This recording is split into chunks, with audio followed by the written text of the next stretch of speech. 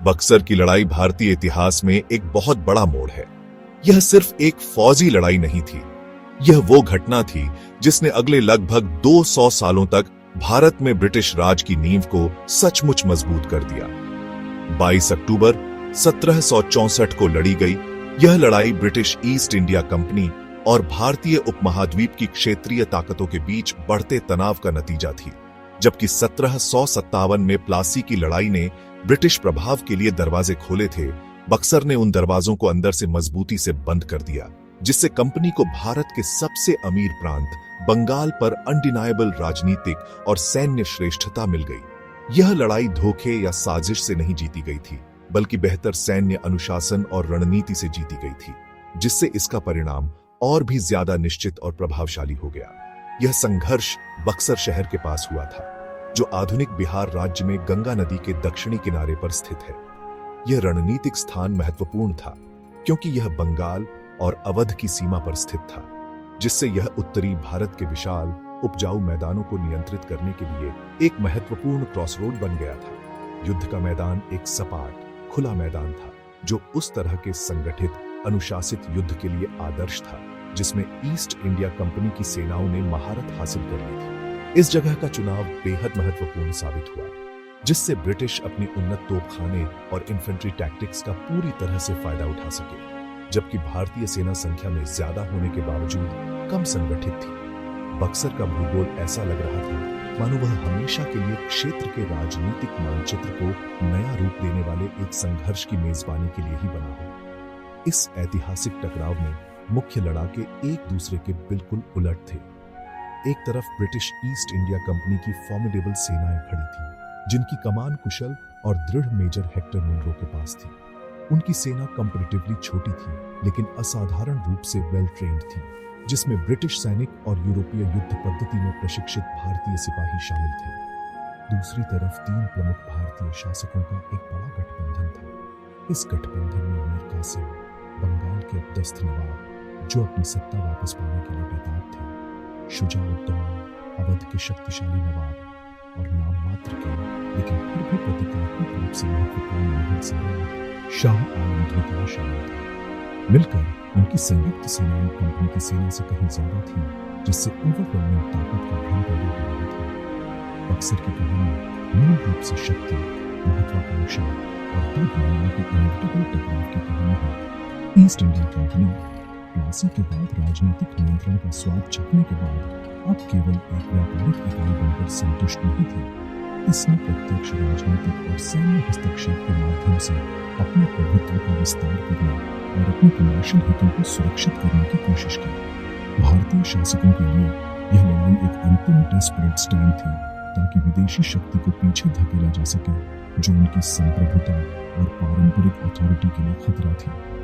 एक ऐसे टकराव के लिए मंच तैयार था जो न केवल बंगाल के भाग्य का फैसला करेगा, बल्कि आने वाली पीढ़ियों के लिए पूरे भारतीय उपमहाद्वीप के भविष्य की दिशा भी तय करेगा। बक्सर की लड़ाई की नींव प्लासी की लड़ाई के तुरंत बाद पड़ी थी। अंग्रेजों ने मीर जाफर को बंगाल का नवाब बनाया था, जो एक कठपुतली शासक था और उससे उम्मीद की जाती थी कि वह धन और व्यापारिक विशेषाधिकारों की उनकी एंडलेस मांगों का पालन करेगा। हालांकि मीर जाफर का खजाना जल्दी ही खाली हो गया और कंपनी को संतुष्ट करने में उसकी असमर्थता के कारण 1760 में उसके दामाद मीर कासिम को उसकी जगह नियुक्त किया गया। मीर कासिम कहीं ज्यादा सक्षम और असर्टिव शासक था। उसने अपने प्रशासन और सेना में सुधार करने की कोशिश की, और महत्वपूर्ण बात यह है कि उसने ब्रिटिश नियंत्रण से अपनी स्वतंत्रता का दावा करने की कोशिश की। उसने अपनी राजधानी मुर्शिदाबाद से मुंगेर स्थानांतरित कर दी। यह कदम कलकत्ता में कंपनी के अधिकारियों की वॉचफुल आंखों से खुद को दूर रखने और अपनी स्थिति को मजबूत करने के लिए उठाया गया था। संघर्ष का एक मुख्य कारण कंपनी के व्यापार परमिट, जिन्हें दस्तकों के नाम से जाना जाता था, का बड़े पैमाने पर दुरुपयोग था।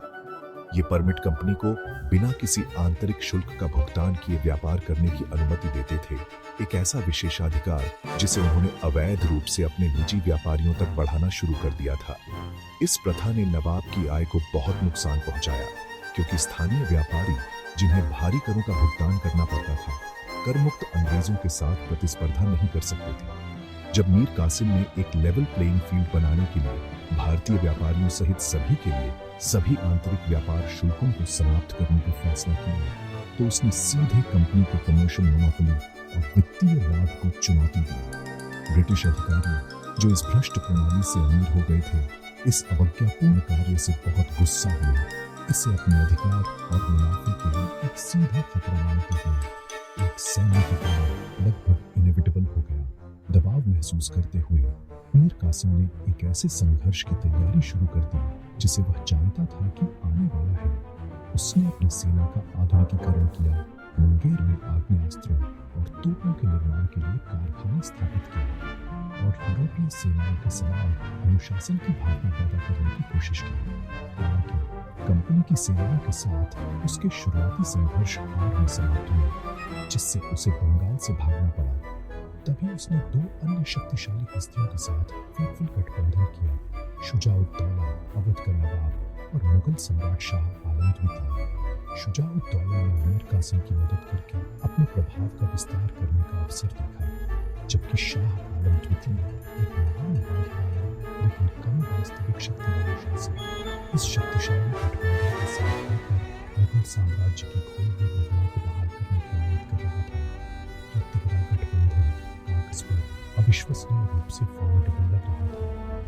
संयुक्त सेना की संख्या 40,000 से 60,000 पुरुषों के बीच थी, जो उस समय के मानकों के अनुसार एक विशाल सेना थी। उनके पास एक महत्वपूर्ण कैवलरी और बड़ी संख्या में इन्फेंट्री और तोपें थी। हालांकि यह ताकत डिसेप्टिव थी। गठबंधन आंतरिक विभाजन और यूनिफाइड कमांड की कमी से भरा हुआ था। प्रत्येक नेता का अपना एजेंडा था और उनके बीच गहरा अविश्वास था। कोहेजन की यह कमी और एक सिंगुलर स्ट्रेटेजिक विजन उनकी फेटल वीकनेस साबित होगी जब वे अंततः बक्सर के मैदानों पर ब्रिटिश ईस्ट इंडिया कंपनी की छोटी लेकिन हाईली डिसिप्लिन्ड और सेंट्रली कमांडेड सेना का सामना करेंगे। 22 अक्टूबर 1764 को सूरज उगने के साथ ही बक्सर के युद्ध के मैदान पर दोनों सेनाएं एक दूसरे के सामने खड़ी थीं। ईस्ट इंडिया कंपनी की सेनाओं का नेतृत्व कर रहे मेजर हेक्टर मुनरो के पास लगभग 7 से 8,000 सैनिकों की सेना थी। इस सेना में लगभग 850 यूरोपीय सैनिक और 6,000 से ज्यादा पेशेवर प्रशिक्षित भारतीय सिपाही शामिल थे, जिन्हें लगभग 20 तोपों के एक फॉर्मिडेबल दल का समर्थन प्राप्त था। मुनरो की रणनीति यूरोपीय सैन्य सिद्धांत का एक क्लासिक उदाहरण थी। अपनी इन्फेंट्री से मस्केट फायर के अनुशासित रैपिड वॉली और अपनी अच्छी तरह से काम करने वाली तोपखाने की विनाशकारी शक्ति पर निर्भर रहना, ताकि दुश्मन के फॉर्मेशंस को तोड़ सकें, इससे पहले कि वे हैंड टू हैंड कॉम्बैट के लिए करीब आ सकें। उसने अपने सैनिकों को एक ठोस अनयील्डिंग लाइन में व्यवस्थित किया, जो कहीं ज्यादा बड़ी भारतीय सेना के शुरुआती हमले का सामना करने के लिए तैयार थी। भारतीय गठबंधन अपनी संख्यात्मक श्रेष्ठता के बावजूद अव्यवस्था की तस्वीर था। उनकी युद्ध योजना रूडिमेंट्री थी और उनके विरोधियों की सोफिस्टिकेशन की कमी थी।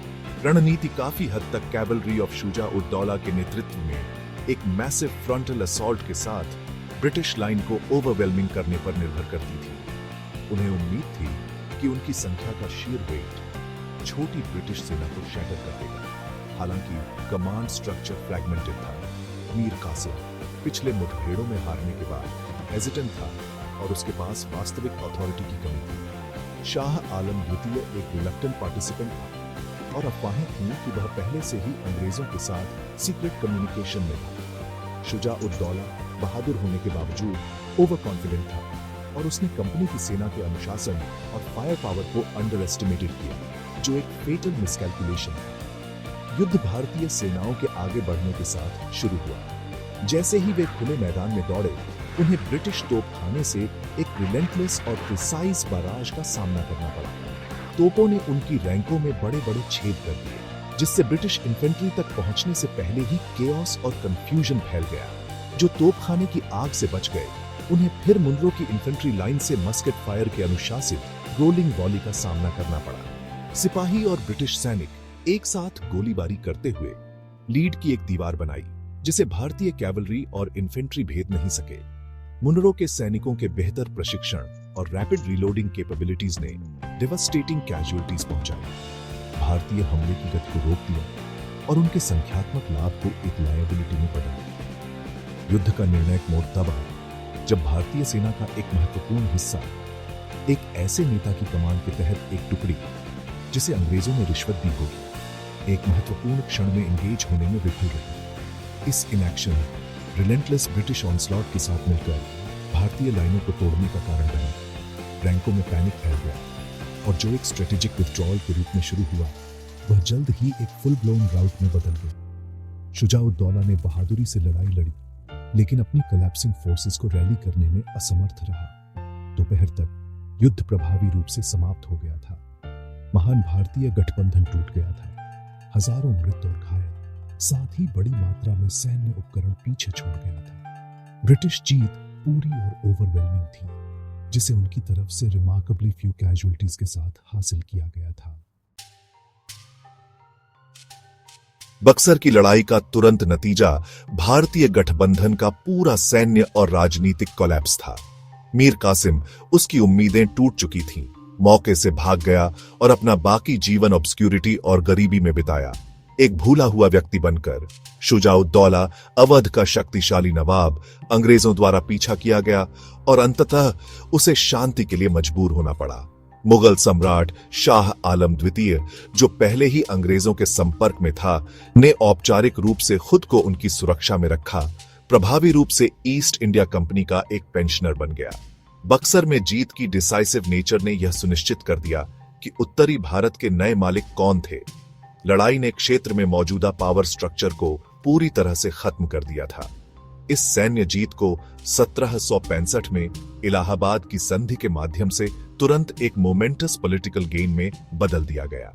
इस संधि की शर्तों के तहत शाह आलम द्वितीय ने ईस्ट इंडिया कंपनी को दीवानी, बंगाल, बिहार और उड़ीसा प्रांतों से राजस्व इकट्ठा करने का अधिकार दिया। बदले में सम्राट को एक हैंडसम एनुअल पेंशन और कोरा और इलाहाबाद के जिले मिले। शुजाउद्दौला को अवध के नवाब के रूप में बहाल किया गया, लेकिन उसे एक मैसिव वॉर इंडेमनिटी का भुगतान करना पड़ा और वह प्रभावी रूप से अंग्रेजों का एक डिपेंडेंट एलाई बन गया। यह संधि रॉबर्ट क्लाइव द्वारा एक मास्टर स्ट्रोक थी, जो शांति पर बातचीत करने के लिए भारत लौटा था। इसने कंपनी की राजनीतिक शक्ति को वैध बनाया और उसे भारत के सबसे अमीर क्षेत्र की इमेंस वेल्थ पर नियंत्रण दिया। दीवानी का अधिग्रहण भारत में ब्रिटिश शासन की सच्ची शुरुआत थी। कंपनी अब सिर्फ एक व्यापारिक निगम नहीं थी, यह अब एक सॉवरेन पावर थी, जो एक विशाल क्षेत्र के सिविल और रेवेन्यू एडमिनिस्ट्रेशन के लिए जिम्मेदार थी। इसने बंगाल में ड्यूअल गवर्नमेंट की एक प्रणाली स्थापित की, जहां कंपनी ने फाइनेंसेस और सेना को नियंत्रित किया, जबकि नवाब को न्यायिक और प्रशासनिक जिम्मेदारियों के साथ छोड़ दिया गया, लेकिन कोई वास्तविक शक्ति या संसाधन नहीं थे। यह प्रणाली बंगाल के लोगों के लिए डिजास्ट्रस साबित हुई, जिससे रैम्पेंट एक्सप्लॉयटेशन हुआ और 1770 के डेवास्टेटिंग फैमिन में कल्मिनेटिंग हुआ। कंपनी का प्राथमिक लक्ष्य रेवेन्यू एक्सट्रैक्शन को अधिकतम करना था, जिसने इकोनॉमिक ट्रेंड की नींव रखी, जो ब्रिटिश कॉलोनियल रूल को परिभाषित करेगा। निष्कर्ष में बक्सर की लड़ाई प्लासी की लड़ाई से कहीं ज्यादा महत्वपूर्ण थी। जबकि प्लासी कंस्पिरेसी के माध्यम से जीती गई थी और ब्रिटिश प्रभाव के लिए दरवाजा खोला था, बक्सर एक क्लियर कट मिलिट्री विक्ट्री थी, जिसने ब्रिटिश हथियारों और टैक्टिक्स की सुपीरियरिटी को प्रदर्शित किया। इसने पूर्वी भारत पर ब्रिटिश अथॉरिटी को कंफर्म्ड और लीगलाइज्ड किया, ईस्ट इंडिया कंपनी को एक कमर्शियल एंटरप्राइज से एक इंपीरियल पावर में बदल दिया। लड़ाई ने ब्रिटिश एक्सपेंशन की प्रक्रिया को गति दी, जो अंततः महाद्वीप को एनकंपास करेगा। यह वह क्षण था जब एक व्यापारी का मुखौटा गिर गया और एक विजेता का चेहरा सामने आया, जिसने भारतीय इतिहास के पाठ्यक्रम को हमेशा के लिए बदल दिया और ब्रिटिश राज के लिए मार्ग प्रशस्त किया।